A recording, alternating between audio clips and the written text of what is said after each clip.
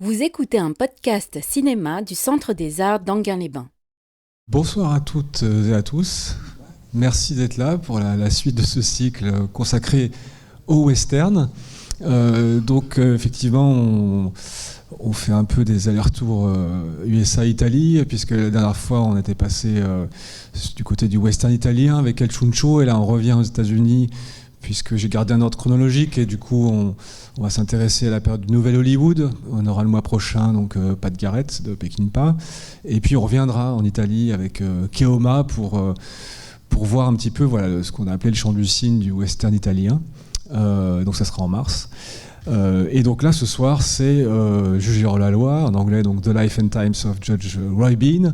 Je vous ai mis cette belle photo, je trouve qu'elle pose l'ambiance. Film de 72 réalisé par John Huston.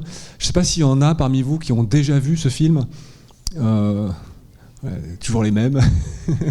Mais oui, alors, je suis très content en fait de pouvoir vous le proposer parce que c'est un film, il me semble, alors qui est sans doute connu des aficionados du genre, mais globalement, je trouve qu'il n'a pas eu tellement de reconnaissance, il me semble. Et donc voilà, j'étais très content de pouvoir vous le proposer. J'espère que c'est un film qui va vous surprendre comme il m'a surpris quand je l'ai découvert il n'y a pas si longtemps. C'est un film réalisé par John Huston, donc peut-être quelques mots quand même sur le réalisateur, puisque vous avez sans doute vu certains de ses films, mais pour brièvement dessiner un peu sa carrière, le situer, faut avoir en tête quand même, c'est quelqu'un qui commence à travailler dans les années 30 et qui termine sa carrière dans les années 80, ce qui est quand même très long comme carrière. C'est des carrières dont la longueur peut-être comparée à celle de John Ford, mais peut-être une génération après, quoi. À la base, c'est quelqu'un qui a étudié les beaux-arts, qui a été peintre, mais qui a commencé donc à Hollywood dans les années 30 en étant scénariste. Et il va signer quand même des scénarios pour des grands réalisateurs. Il y a Siod Mac, William Wyler. Pour Howard Hawks, il va signer Sergeant York, qui sera en 41.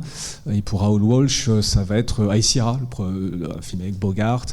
Quand même des choses, des bons films. Lui, il va faire son premier film grand succès, qui est le Faucon Maltais, vous connaissez peut-être, qui est considéré comme le premier grand film noir qui lance la carrière de Bogart en 1941. John Huston, c'est une personnalité tout à fait particulière, qui est quelqu'un quand même de très excentrique, quelqu'un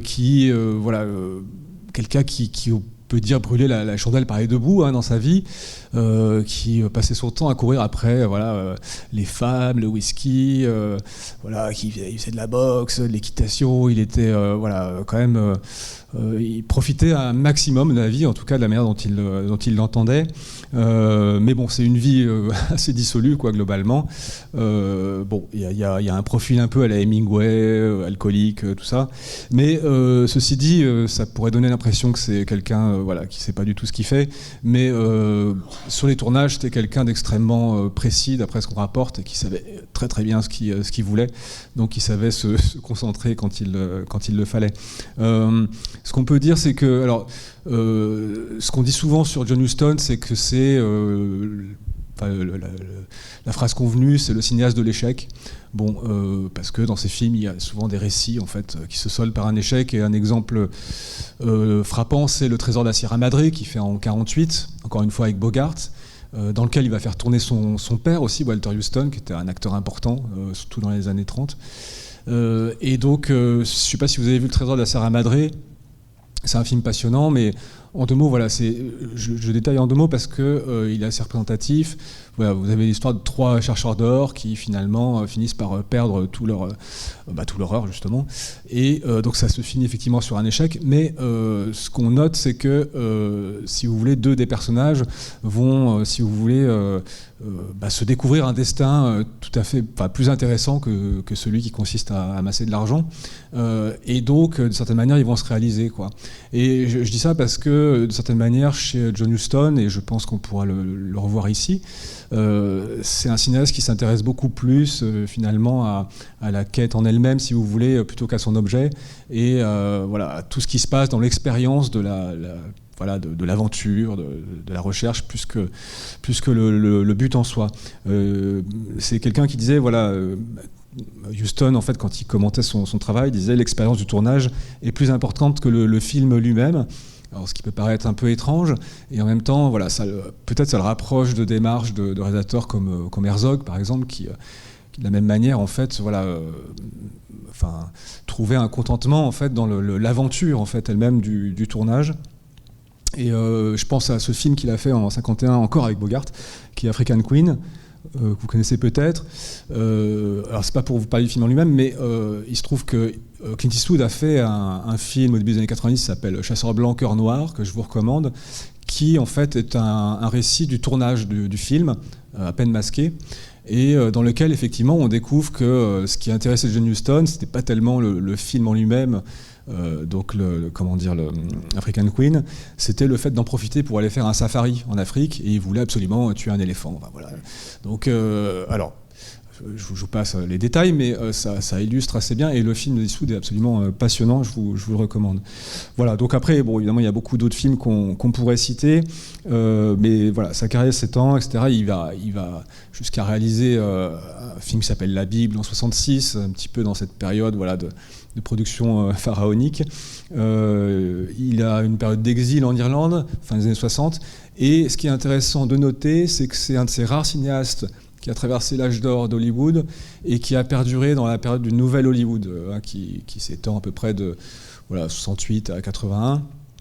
Une période en fait où il y a toute une génération de cinéastes qui n'exercent plus, et il y en a très peu, si vous voulez, qui ont poursuivi leur œuvre en sachant en fait s'adapter à cette modernité. Je pensais notamment à Richard Fleischer, mais il y en a pas tant que ça. Et donc là, il y a pour Huston, il y a ce film-là, évidemment en 72, mais deux autres qui sont peut-être beaucoup plus cotés au niveau de la critique, qui sont Fat City en 71 et puis en 75, L'homme qui voulut être roi.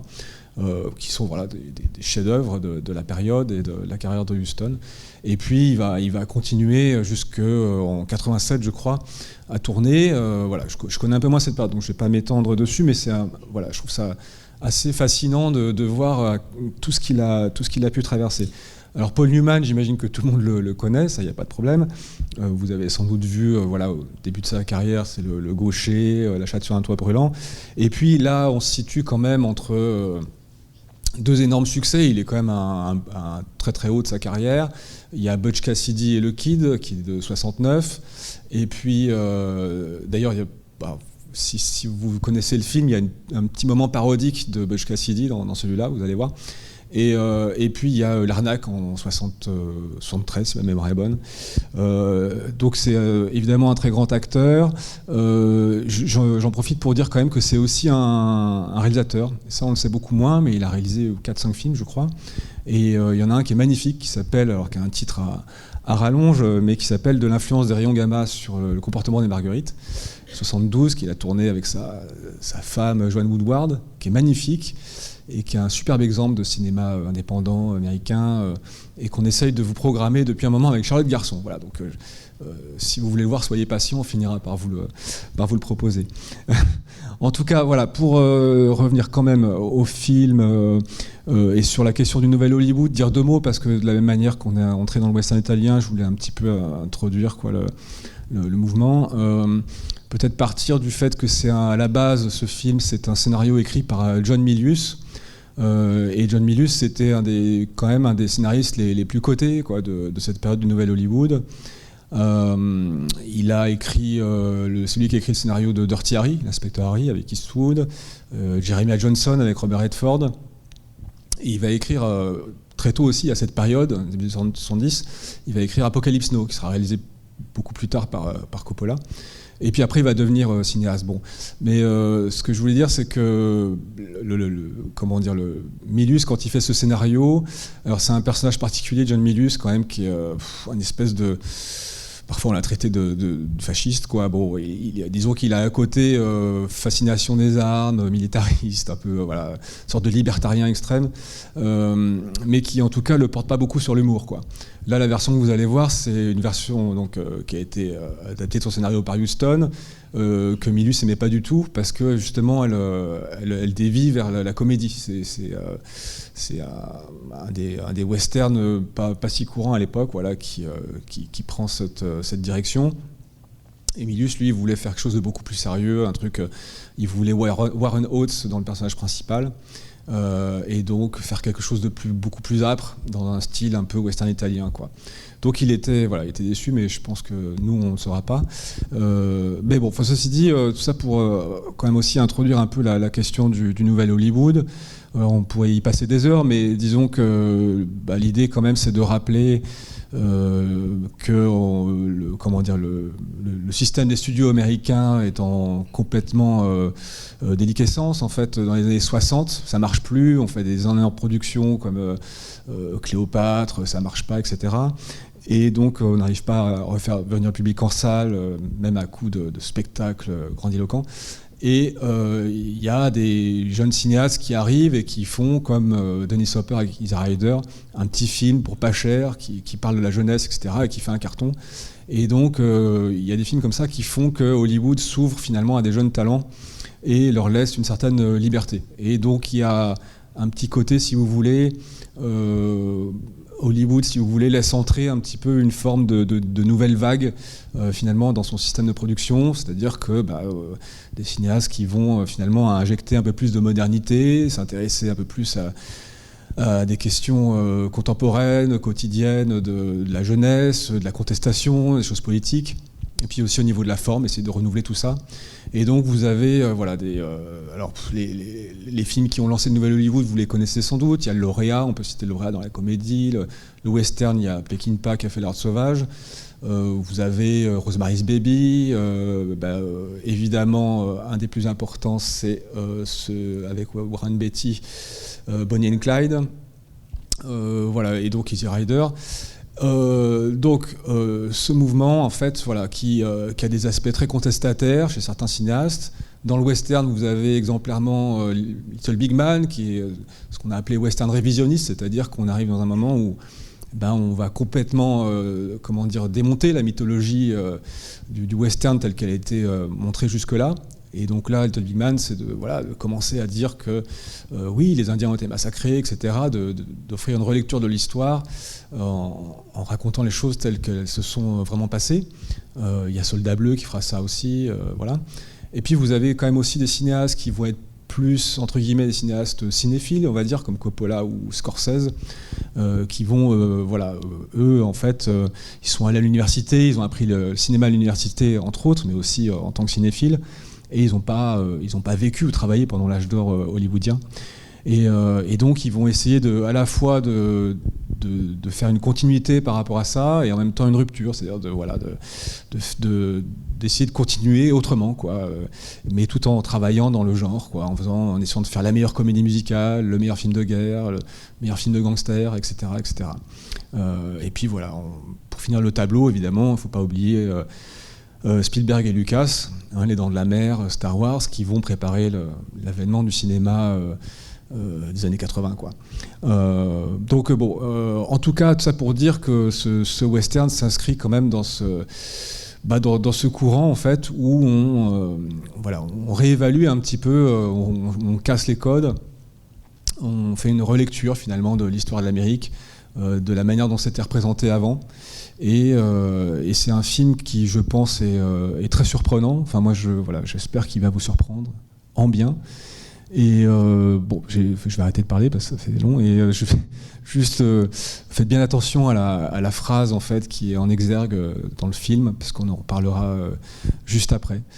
Je vous souhaite une très bonne séance et puis à tout à l'heure.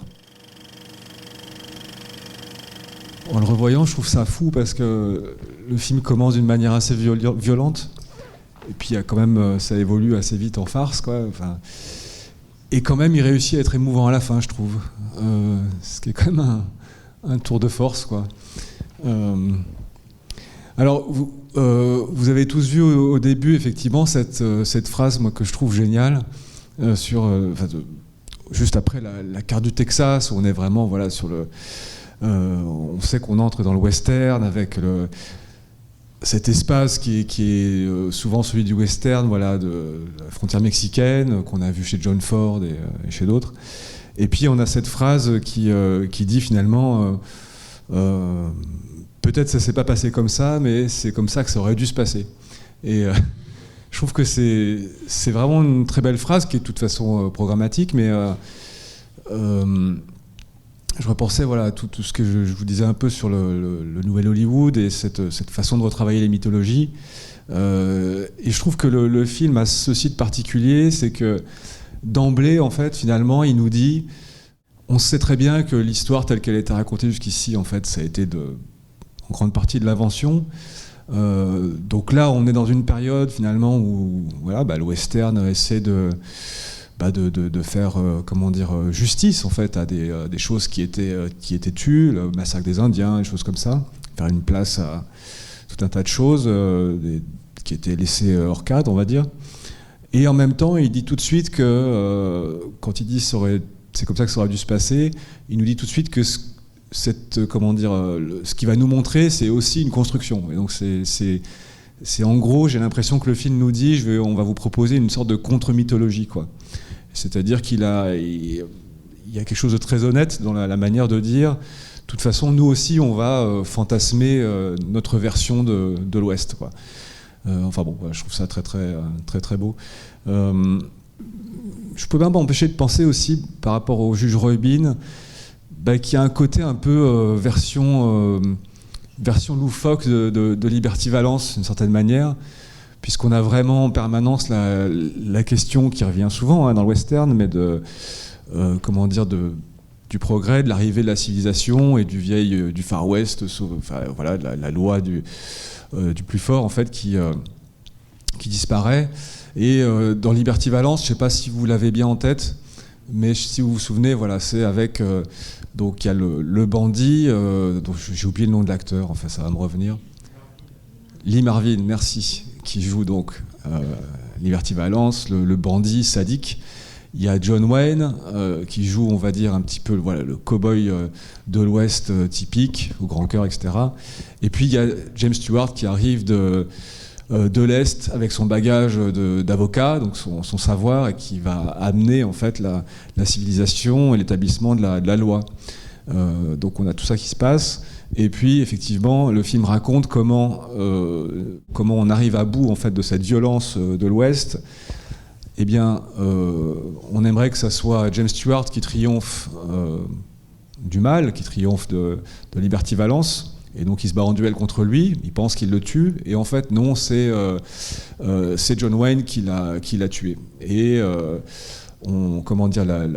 morale du film, enfin la conclusion, c'est que il vaut mieux laisser croire aux gens que c'est James Stewart qui a apporté la loi à la civilisation, qui s'est débarrassé du mal, plutôt de dire que c'est par la force et par le cow-boy de l'Ouest sauvage, John Wayne. D'où la phrase quand la légende dépasse la réalité, imprimer la légende.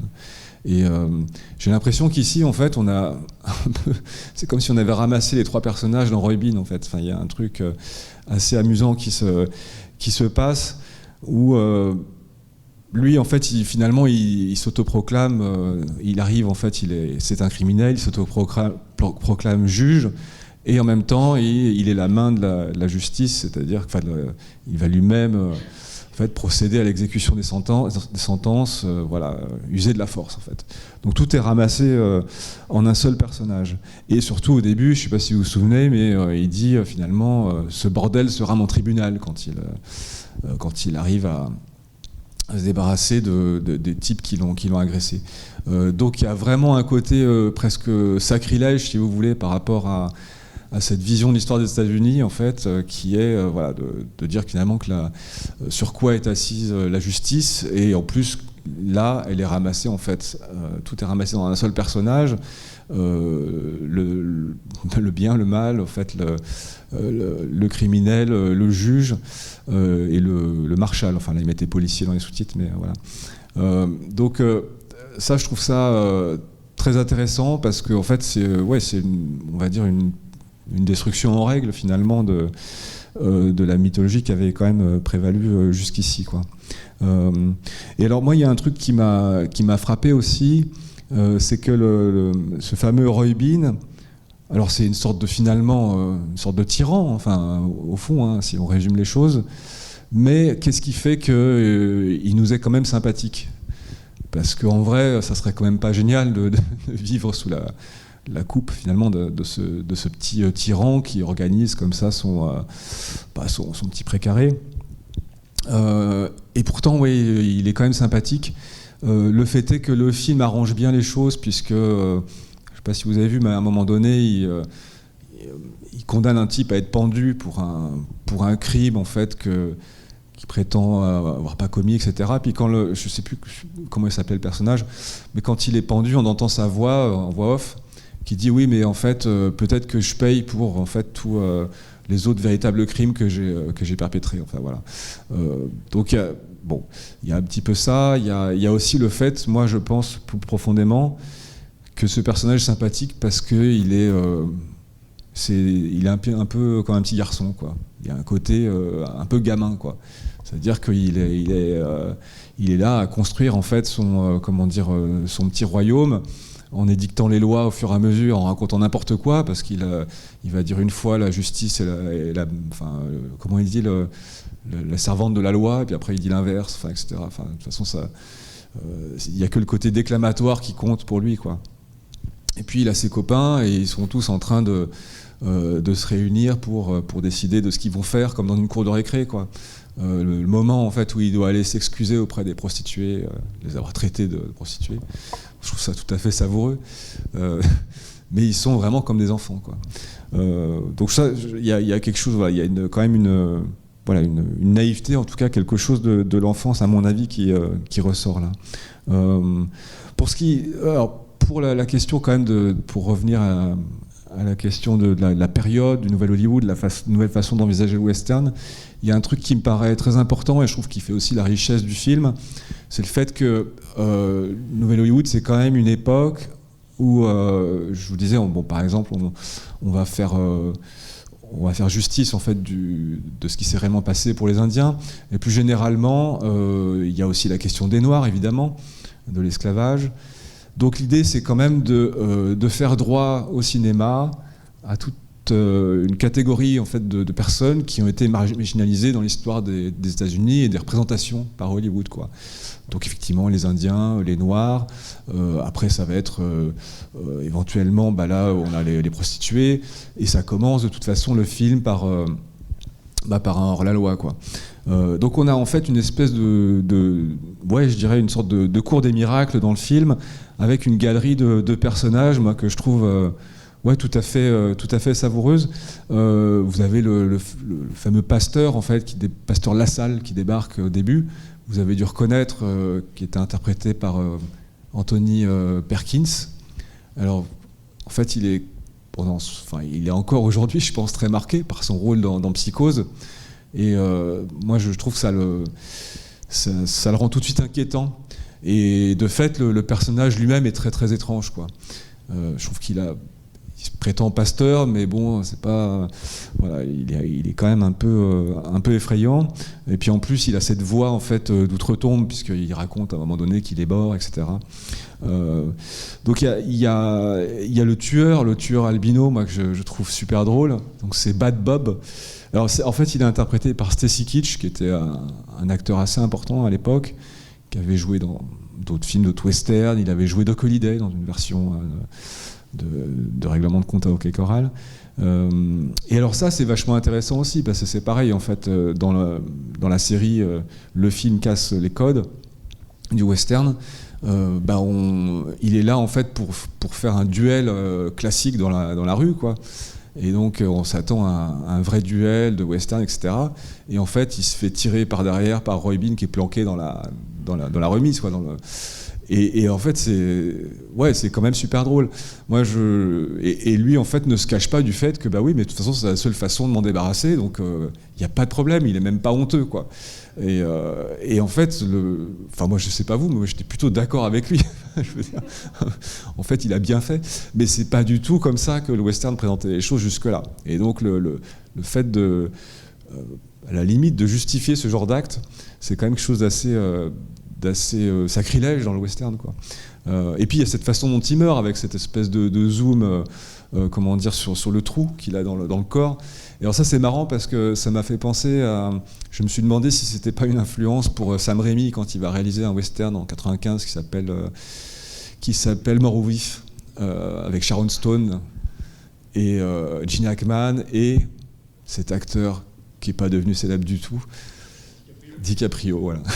Bon, en tout cas, ça fait beaucoup penser à ce que Rémi va reprendre. Enfin, il y a un côté un peu cartoonesque, quoi. Un peu BD, de toute façon, dans le film.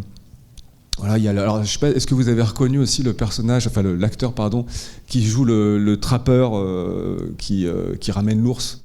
On le voit pas, je crois pas qu'on le voit très bien, parce qu'il est souvent dans l'ombre, mais il y a sa voix. Et puis, alors... Ouais. Et puis alors c'est juste pour dire au passage, quoi, il a été acteur quand même à quelques occasions et qu'il est vraiment génial. Hein. Je sais pas si vous avez vu Chinatown, hein, c'est lui qui joue le père dedans. Il est vraiment, il est fort dans les rôles un peu ignobles aussi. Et dans un super film aussi de l'époque qui s'appelle Man in the Wilderness, que je vous recommande. Ouais. Alors ça, évidemment, voilà, il y a la question de l'ours. C'est pareil, c'est le truc qui débarque quand même de nulle part et qui nous, qui nous donne des séquences assez savoureuses et incroyables. Bon, il y a quand ils sont en train de boire la bière au bar, etc., avec cette séquence où Roy Bean est complètement ivre en fait et commence à donner des coups en fait dans l'ours, à lui hurler dessus. Et Paul Newman racontait qu'en fait, il s'était peut-être un peu trop laissé prendre dans ce jeu d'acteur studio, quoi, parce qu'il disait en fait, normalement on tape pas un ours comme ça, quoi. Donc il disait finalement il était bien dressé, mais je suis passé à 2 doigts de me prendre un coup de patte.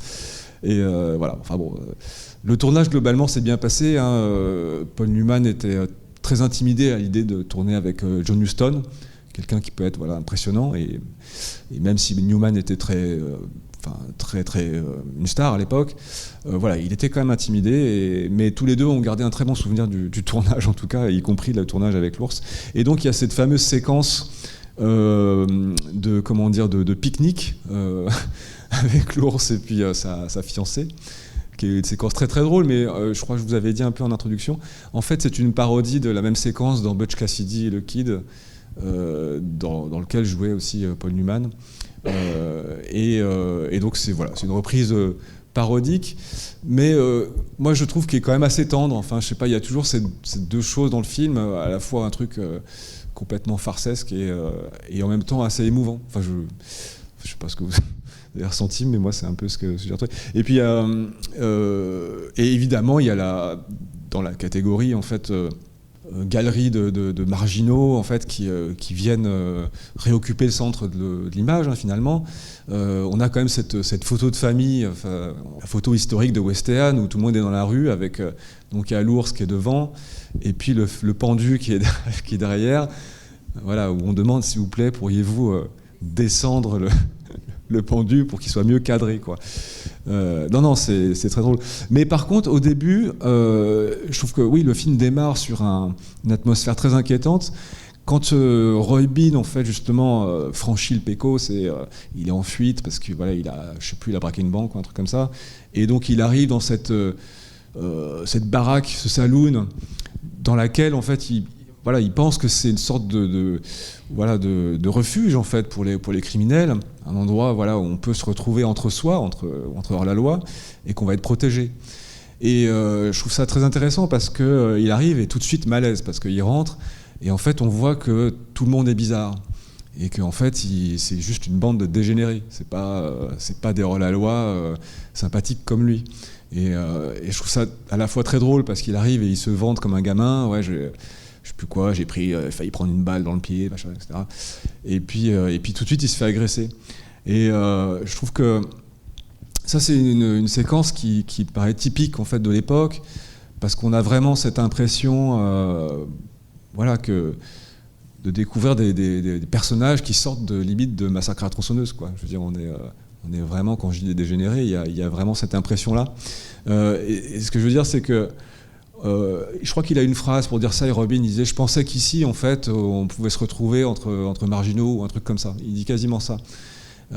Et donc ça renvoie quand même, je pense, à à cette période du Nouvel Hollywood où on est quand même en 72 et on a passé le moment, si vous voulez, un peu euphorique, qui était celui peut-être de, vous savez, le mouvement hippie, 68, le Summer of Love, tous ces trucs-là, qui promettaient beaucoup et qui promettaient effectivement la possibilité de former des communautés de gens qui ne trouvent pas leur place dans la société, en fait, et de s'arranger entre soi, de former une nouvelle communauté harmonieuse.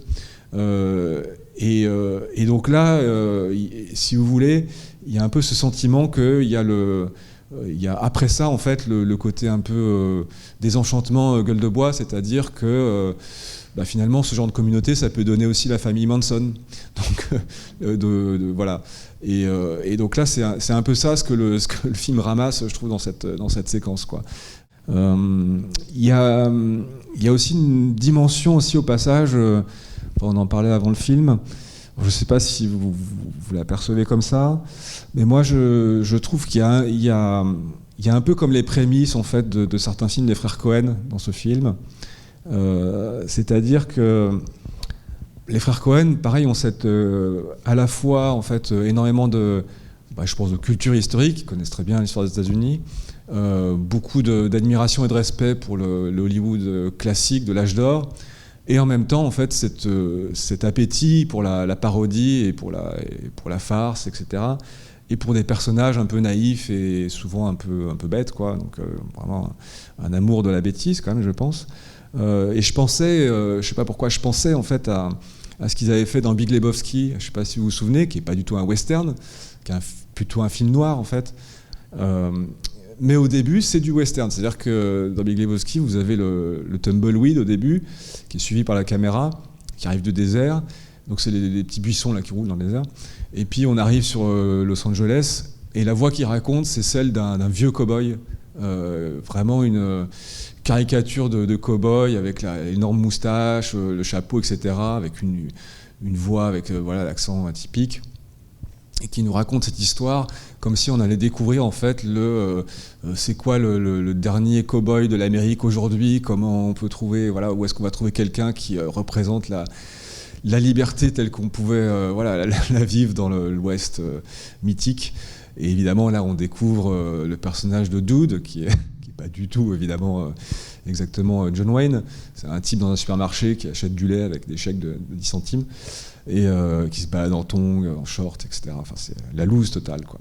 Mais ce que je veux dire, c'est que d'une certaine manière, les frères Cohen ont un peu cette démarche de, quand même, au bout du compte, d'essayer de rechercher du sens en fait dans un monde en fait finalement extrêmement chaotique et qui a priori n'en aurait pas, quoi. Et d'une certaine manière, il y a un petit peu de ça dans Roy Bean. C'est-à-dire, oui, un monde quand même hyper violent, dans lequel on peut établir certaines lois, comme le fait Roy Bean, mais globalement, tout retourne plus ou moins au chaos, quoi, vers la fin. On reparlera de la fin parce que c'est quand même très particulier. Je voulais juste terminer justement sur la question plutôt économique pour le coup, toujours dans cette lecture en fait, ou relecture du western. C'est que en fait, ce que je trouve hyper intéressant, c'est que ce que le film nous dit, c'est que l'application de la loi, en fait, c'est du business. Et c'est ce que, ce que fait Bean en fait dès le début, hein, c'est que finalement, c'est une sorte d'inversion qui consiste à racketter les voleurs, quoi. Donc et comme il disait, de toute façon, moi, la loi, je la connais parce que j'ai violé à peu près tous les articles de loi, donc c'est comme ça que je la connais. Mais, si vous voulez, le film nous montre finalement un début de prospérité, c'est-à-dire que Bean va quand même réussir à monter donc, un saloon, à monter un hôtel, etc. Et tout ça est basé sur le dépouillement justement de gens qui passent, qui sont plus ou moins criminels ou plus ou moins déclarés criminels. Et il y a un mouvement de caméra en fait qui montre ça très très bien, qui est assez évident mais que j'aime beaucoup. Je ne sais pas si vous vous souvenez, c'est un panoramique en fait qui montre d'abord les croix du cimetière et qui se déplace vers la gauche. Et la voix off explique voilà, que Roy Bean a réussi à faire prospérer cette ville. Et on voit tous les bâtiments avec son nom marqué partout, l'hôtel, je sais pas quoi, le barbier, le magasin, etc. Et donc il y a quand même, je trouve, par rapport à la mythologie classique du western, une idée assez subversive, quoi, de dire que tout ça en fait est assis sur quelque chose de très morbide en fait, finalement, sur cette prospérité est assise sur un cimetière, quoi. Elle n'est pas fondée sur comment dire, tout ce qu'on raconte d'habitude, c'est-à-dire l'exploitation des richesses naturelles, minières, le bétail, l'agriculture, enfin toutes ces belles choses en fait qui ont été pour partie réelles, mais pour partie aussi quand même vendues comme étant ce qui a comment dire, permis le développement de l'Amérique, en tout cas à ce stade. Il y a vraiment cette idée que non, il y a un truc autophage, quoi. Mais ce que j'aime bien, c'est que Roy Bean, d'une certaine manière, c'est un tricheur, mais un tricheur honnête. C'est-à-dire qu'en fait, c'est toujours, c'est jamais dissimulé, c'est toujours, la tricherie est toujours, comment dire, ouverte. Tout le monde la voit, tout le monde l'accepte, ou pas. Mais voilà, il y a quelque chose de franc. Et c'est pour ça que je dis que c'est un gamin, parce qu'en fait, c'est quand même un petit garçon en fait, qui ne sait pas tellement bien mentir finalement. Et ce qui est assez passionnant dans le film, c'est qu'il y a une sorte de double en fait, qui est le personnage de Gass, Frank Gass, donc l'avocat, qui lui, pour le coup, en fait, c'est une sorte de Roy Bean beaucoup plus intelligent et qui va amener ensuite ce qu'on pourrait appeler la vraie modernité de l'Amérique avec une forme du capitalisme sauvage, débridé, etc., dans laquelle il a, lui, en fait, beaucoup plus d'intelligence pour utiliser la loi, effectivement, qui comprend vraiment, l'utiliser à son avantage. Et on constate qu'il est beaucoup plus nocif, finalement, que Roy Bean, puisque, en fait, quand on suit le film, on arrive vraiment à finalement une ville qui est dévastée, qui est complètement, qui est tenue par les gangsters, qui est défigurée par les puits de pétrole, etc. Donc on a vraiment une représentation, je trouve, presque infernale de ce que l'Amérique moderne produit à travers le personnage de cet avocat, ce qui est vraiment pour le coup, c'est pareil, il y a quelque chose de vraiment presque sacrilège par rapport à le discours habituel qui est de dire que la loi, la civilisation qu'apportée par les avocats, ou je repense à James Stewart, c'est quand même pas du tout la même version là. Alors après la deuxième partie que je trouve intéressante par rapport à ce film, c'est la question de la temporalité. Je trouve que finalement on parle toujours du western en disant c'est l'espace, etc. Ici, l'espace est quand même globalement très très hostile. Il n'y a pas du tout de cette espèce de frisson de liberté par rapport aux étendues, etc. Et je trouve que c'est plutôt la question du temps qui fonctionne très très bien dans ce film, la temporalité, le passage du temps. Le film ressemble à une sorte de biopic, d'une certaine manière, sur Roy Bean, mais il nous emmène beaucoup plus loin que d'habitude dans un western, puisque vous avez remarqué qu'on arrive jusqu'aux années 20. Évidemment, il a ce ton un peu élégiaque, c'est-à-dire de célébration de la fin d'un temps idéal. De toute façon, ça, c'est toujours un peu le sujet du western.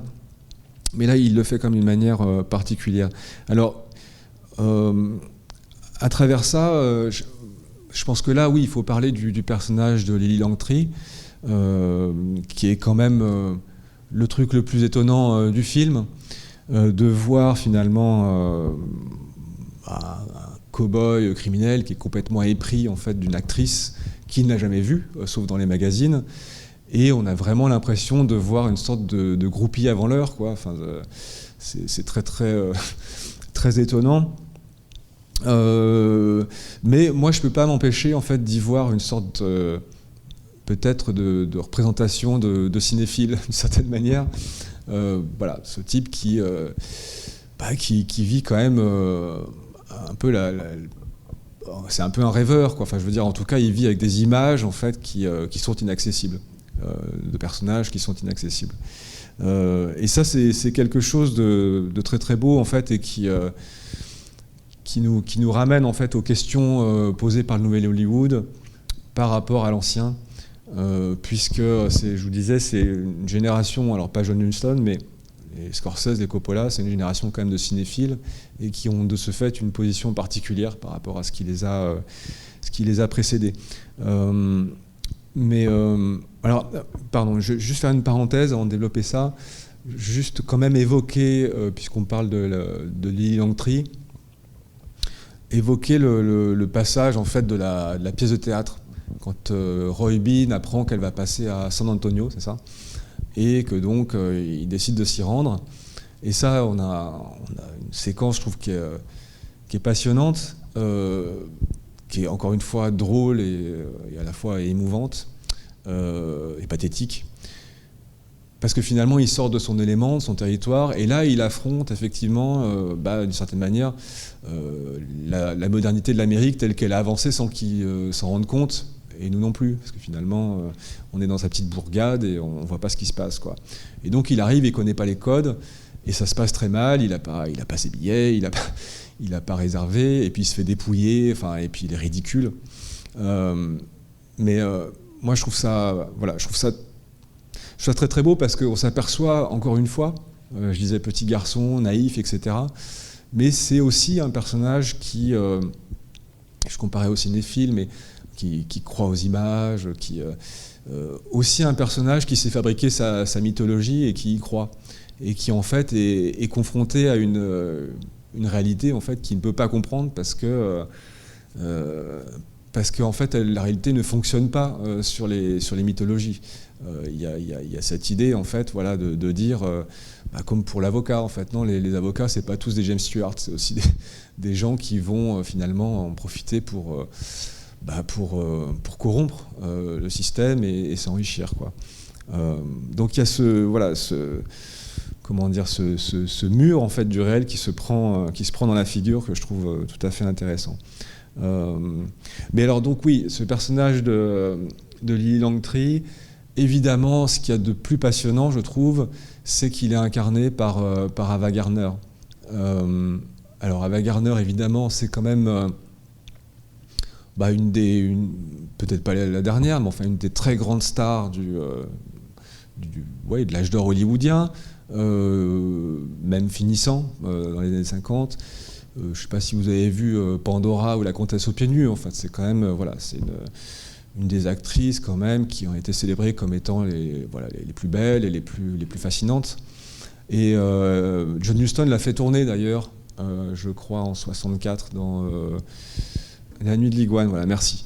Donc je trouve ça très très beau en fait que John Huston fasse appel à elle pour incarner cette actrice. Et on voit bien que s'il avait pris une actrice de la génération de Nouvelle Hollywood, jeune actrice, ça n'aurait pas du tout été la même chose. En fait, je pense que là, de toute évidence, il y a quand même cette idée de renvoyer à ce Hollywood en fait de l'âge d'or et d'installer quand même ce rapport entre le nouveau et l'ancien. Je vous parlais de la position du cinéphile, de cette idée en fait qu'on est arrivé à la fois trop tard pour avoir vécu en fait cet âge d'or, mais on l'admire énormément. Et en même temps, il y a cette difficulté, à avoir à établir une continuité, si vous voulez, entre les deux, parce qu'on est dans un moment en fait de rupture assez brutale avec l'ancien système. Et donc, c'est pour ça que la séquence de la fin est très belle, parce que si ça avait été uniquement la muséification de Roy Bean, c'est quand même assez triste. Mais ce qui est beau, c'est qu'il y a quelque chose en fait de transmis entre Roy Bean et Lily Langtry. C'est le fameux revolver, le Colt, les lois du Texas, c'est ça, et puis évidemment la lettre qu'on lui remet. Donc il y a quand même cette idée d'une transmission qui n'a pas pu se faire en réalité, puisque lui est mort et en fait a raté sa représentation, il n'a jamais pu la rencontrer en vrai. Donc au-delà de la mort, il y a quand même quelque chose qui passe. Et puis oui, et c'est quelque chose, je pense, qu'on peut transposer d'une certaine manière au niveau cinématographique, parce que c'est Ava Gardner, quoi. Voilà. Et que, comme c'est Ava Gardner, du coup, il y a quelque chose qui passe de l'ancien Hollywood dans le nouveau, d'une certaine manière.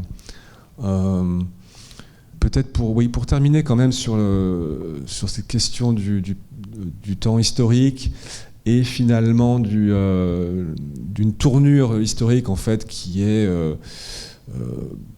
terrible en fait, qui est la disparition de l'Ouest, même s'il est très fantasmé.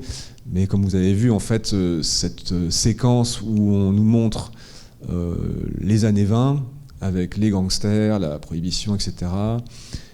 On a une séquence, j'ai l'impression, qu'aurait pu écrire Quentin Tarantino. C'est-à-dire que, je ne sais pas si vous avez vu Once Upon a Time in Hollywood, voilà, c'est un film en fait où finalement il va s'autoriser à écrire une séquence de revanche historique, fantasmatique. Voilà, on va faire comme si finalement la famille Manson n'avait pas réussi à tuer la femme de Polanski, comme s'il n'y avait pas eu cet événement horrible qui a foutu en l'air plein de choses. Et donc on va s'offrir une sorte de vengeance cinématographique. Et j'ai l'impression que la fin réalise un peu ça. Parce que de toute évidence, en fait, cet épisode est complètement fantasmé, en fait, dans cet épisode des années 20, avec ce retour de Roy Bean sous forme de fantôme, un petit peu christique aussi, ce qui est assez drôle, mais surtout sous forme fantomatique. Moi, je trouve ça très très beau parce que le film nous fait comprendre de manière très très nette que tout ça, en fait, c'est complètement imaginaire et que en réalité, c'est pas du tout ce qui s'est passé, ce qui nous renvoie à la phrase du début. Mais voilà, il nous offre en fait cette sorte de vengeance cinématographique. Je dis Tarantino, c'est pas purement gratuit. Je sais pas ce qu'il a dit sur ce film-là, mais il a repris la musique pour Once Upon a Time in Hollywood. Le thème du film a été repris, donc j'imagine en fait qu'il a quand même un intérêt pour ce film, quoi. Donc voilà ce que je peux vous dire pour l'instant. Je sais pas si vous avez peut-être des remarques. Moi, je trouve que c'était assez moderne dans l'humour. C'est bon, c'est quand même le film des années 70. On pourrait imaginer que ça a un peu vieilli, mais je trouve que c'est des gags qu'on pourrait refaire aujourd'hui. Enfin, dans la partie humour du film, c'était très moderne, moi, je trouvais. Oui, y compris parce que je pense qu'il a une certaine cruauté, en fait. C'est quand même ça qui, je trouve, qui vieillit bien, parce que ce qui nous fait rire avec Roy Bean, c'est ce qui pourrait nous glacer le sang aussi, quoi, parce que c'est quand même de la justice expéditive, mais moi je trouve ça drôle, quoi. Peut-être qu'il y a des gens qui n'ont pas été réceptifs. Oui, moi j'ai trouvé qu'il y avait un côté farcesque, évidemment, mais même BD, carrément Lucky Luke. C'est-à-dire que la première scène, quand il se fait renverser par les pieds à l'envers avec la monnaie qui tombe, on voit ça dans Lucky Luke. Je l'avais jamais vu dans un western. Et dès le début du film, et puis aussi les quatre policiers, ces quatre pieds nickelés, quatre crétins qui ont peur de se faire engueuler par leur femme. Ça me fait penser au personnel du pénitencier des Dalton dans Lucky Luke, quoi, qui est des quatre imbéciles. Donc je retrouve plein de références comme ça, oui. Assez drôles et assez savoureux. En fait, il me semble que l'album de Lucky Luke qui s'appelle Le Juge, en fait, et qui raconte l'histoire de Roy Bean, il me semble qu'il est sorti en 59, si je dis pas de bêtises.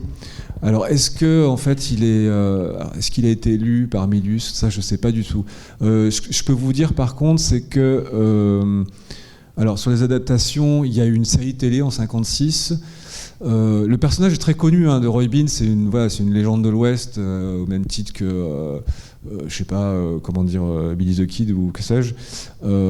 Mais au niveau des adaptations cinéma, il n'y en a pas tant que ça. Il y en a une en fait qui était, il y a une interprétation par Walter Brennan. Vous vous souvenez de cet acteur qui était dans Far Country qu'on a vu cette année, et puis le père Clanton dans My Darling Clementine, qu'il interprète dans The Westerner, qui est un film de 1940 avec Gary Cooper. Je crois que c'est... je ne sais plus qui l'a réalisé, William Wyler peut-être, mais ça reste un second rôle, et c'est quand même Gary Cooper le héros. Et Walter Brennan a eu un Oscar pour cette interprétation, et qui est très très chouette d'ailleurs. Mais le personnage est amusant, mais quand même en fait il a ce côté un peu négatif, quoi. Je veux dire, il n'y a pas du tout le côté vraiment très sympathique qu'on peut découvrir ici avec beaucoup plus d'ampleur, etc. Il est plutôt présenté comme une sorte, voilà, d'anomalie un petit peu finalement de l'Ouest, marrante, mais dont voilà, faut se méfier. Et sinon, oui, vous avez tout à fait raison, je pense, sur le côté bande dessinée.